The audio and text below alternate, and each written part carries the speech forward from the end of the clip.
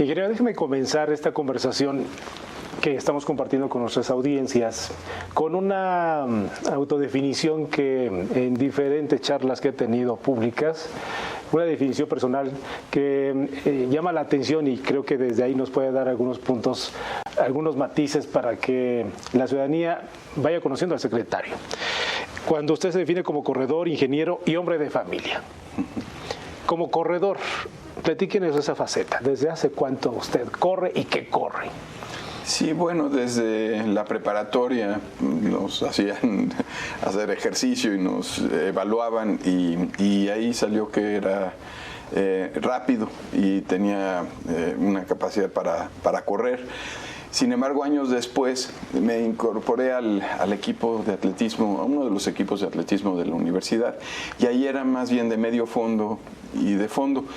Y años después empecé a correr carreras de 10 kilómetros, medios maratones, hasta que me atrapó el maratón y llegué a correr 8 maratones. Hace ya 7 años que dejé de correr maratones, sigo corriendo, pero es una de las pasiones. Me encontré en eso, en la distancia, en los momentos de reflexión que da el correr. Mientras fui secretario de Obras llegaba todos los días a las 5 de la mañana y salía a correr ahí en el centro, me iba a la Alameda, en fin, porque ya no podía correr en el bosque de Tlalpan, que era uno de los sitios donde yo entrenaba. Pero pues ha sido una actividad que me ayuda, me da momentos de reflexión, de introspección, que también me ayuda a, cuando uno corre maratones, en general hace equipos y entonces hace comunidad. Y la comunidad de los corredores es especial, entonces se platica mucho porque son entrenamientos de 3 horas o más. Y es muy bonito. Y siempre que llego a algún sitio, en las giras, también salgo a correr. ¿El terminar un maratón es como terminar una gran obra? Es interesante la vivencia de maratón. Alguna vez, terminando un maratón, escribí un artículo y me lo publicaron en un medio. Y decía, ¿dónde inicia y dónde termina el maratón? Inicia cuando siembras la intención, que es el querer lograrlo. Al final el maratón, más allá de lo físico, es mental, porque hay un momento donde la fisiología dice ya detente. Así es. El metabolismo está diciendo se acabó, te acabas el glucógeno, y es la mente la que te saca adelante y vas por los últimos kilómetros. Eso pasa en kilómetro 33, más o menos a las 3 horas para los que corremos lento. Y es lo que le llaman la pared. Una vez que uno vence la pared, ya disfruta de una manera distinta esos últimos kilómetros. Y yo ponía en ese artículo de dónde inicia cuando siembras la intención y dónde termina. No termina cuando cruzas la meta. Sigo platicando de él. Al final es la vivencia completa, es el poema de Ítaca, de Cavafis, pues es el viaje, no es la meta. Es el proceso. Es el proceso. Son los entrenamientos de 30 kilómetros, de 25 kilómetros, donde vas reflexionando, donde también lo compartes con quienes entrenas. Y en aquel maratón, cuando lo escribí, entre las vivencias que tuve fue que había una joven con un letrero que decía, creo en Dios porque tengo el mejor papá del mundo. Y fue algo pues que me hizo reflexionar. Yo tengo una hija y dije, mira, su referencia de una divinidad es el amor paternal y se me hizo muy bonito. Y esas son las cosas que te da el maratón, esos instantes y la sensibilidad con la que vas en los últimos kilómetros, porque también la fisiología te lleva al que ya no tener glucógeno, estás metabolizando grasa. Esa es la crisis que se te da de metabolizar, que tu energía venga del glucógeno o que venga de metabolizar grasa, que es mucho más lento. Y todo eso es la maravilla del maratón. Y como esas, tengo muchas anécdotas, llegué a correr el maratón de San Francisco y a los 28 días el maratón de la Ciudad de México. Y en el de San Francisco me conté a Dean Karnazes, que es el que era considerado el hombre con la mejor condición física del mundo. Corrió un maratón durante 53 días seguidos, cada día un maratón. Y cuando comparto la plática con él allá en San Francisco, y me habla sobre Puerto Escondido y sobre el surfing, y sobre México, y me encantó. Y dicen que la carrera comienza cuando se te olvida que vas corriendo. Entonces el maratón tiene diferentes facetas maravillosas. Y en ese punto del comparativo con el trabajo día a día, a la altura de un secretario de gobierno, cuando hablábamos de si es igual de complicado terminar un maratón que terminar una obra de gran magnitud, con lo que eso implica en que todo un equipo pueda estar trabajando en un mismo orden, bajo el mismo objetivo, librando diferentes obstáculos, ¿no? Por eso hacíamos un poco la analogía entre el maratón y el trabajo de la Secretaría de Obras. Nos imaginamos que para cumplir y llegar a la meta, al igual que cuando me imagino, la propia presidenta dice, secretario, necesitamos terminar esta obra en tal fecha. Intervienen muchos factores, pero me imagino que por esa preparación física y mental que usted tiene, contagia a los demás y se tiene que cumplir, sí o sí, venciendo o saltando todos los obstáculos que se presentan. ¿Es así más o menos? Sí, bueno, lo primero es le damos sentido a nuestra labor.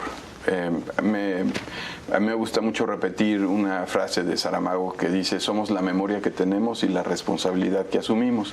Sin memoria no existimos, sin responsabilidad quizás no mereciéramos existir.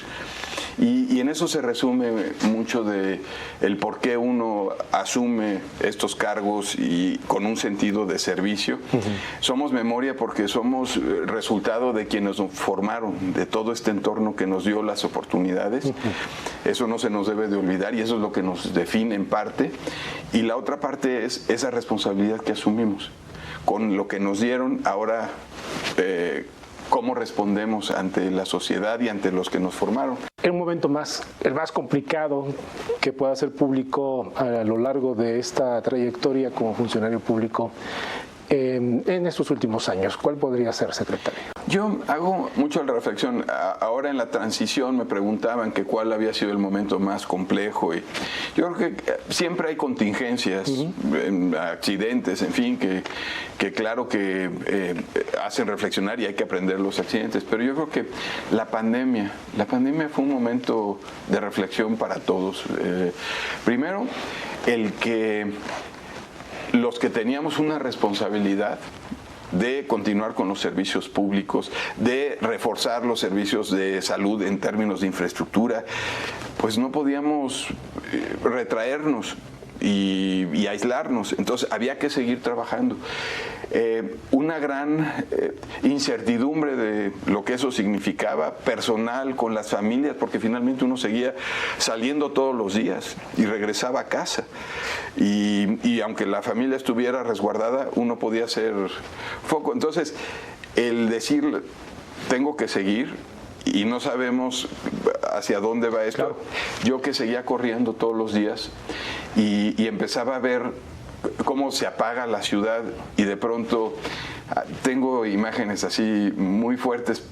Yo que todos los días arrancaba 20 de noviembre hacia Tlaxcuaque y de regreso, de pronto ver ratas ya cruzando porque pues se daba esto de ya no tenían la comida que acostumbraban comer y entonces salen a otros lugares a buscarlo y pues estar pidiendo, bueno, ahora control de plagas, claro, también para zonas que nunca había habido estos roedores.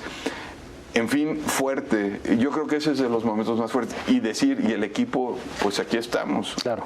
Y tenemos que continuar y además continuar licitando las obras, ejecutando las obras, porque algo que tuvo la pandemia fue que la obra pública siguió. nunca se detuvo. Ingeniero, para casi finalizar de nuestra parte, nos gustaría si pudiéramos hacer un corte de caja en este momento en materia justo, en su esfera, en su pista, en materia de obras de lo que deba de entender la ciudadanía. ¿En dónde estamos en este momento? Dentro de los planes del gobierno federal. De los planes del gobierno federal estamos en un programa de infraestructura que tiene que ver con infraestructura carretera, con ejes prioritarios que unen y que entrelazan a los ejes troncales del país. Y que es parte de los proyectos principales de la presidenta. Son carreteras en diferentes zonas del país. Tenemos el programa de trenes de pasajeros, que es la continuación de una visión que inicia el presidente López Obrador. Tenemos la infraestructura aeroportuaria, con inversiones tanto públicas como privadas. Y algo importante para la Secretaría, regresa a ser la Secretaría de Infraestructura, Comunicaciones y Transportes, pero ahora honra el tema infraestructura porque nos regresan facultades que tuvo en su momento como Secretaría de Comunicaciones y Obras Públicas, la SCOP, o la SAOP, o la SOP, que era la Secretaría de Obras Públicas. Le regresan las facultades de construir infraestructura educativa, infraestructura cultural, espacio público, manejo de residuos, infraestructura de salud, hoy en la mañana lo decía la presidenta. Si pudiéramos finalizar con la posibilidad de, en un lienzo en blanco, realizar una pintura de usted, ingeniero, ¿cuál sería? ¿Y qué temas tocaría? ¿O en qué se basaría? ¿Cuál sería su inspiración? Si tuviera que ser con respecto a mí, dejaría el lienzo en blanco. O sea, siempre con la posibilidad de crearlo. De ir creando. Sí, siempre con la imaginación y con la posibilidad de que viene hacia adelante. Y el lienzo en blanco es un gran pronunciamiento. Siempre ser lienzos en blanco. Siempre estar listos para reinventarse. Y a mí me tocó reinventarme ahora como secretario, pero yo tenía una vida haciendo otras cosas, ¿no? Pero con la posibilidad de seguir creando y seguir trabajando. Siempre con un sentido. Muy bien. Ingeniero Jesús Tebas, gracias. De nada. Por esta charla para Heraldo Televisión. Con mucho gusto. Continuamos con más.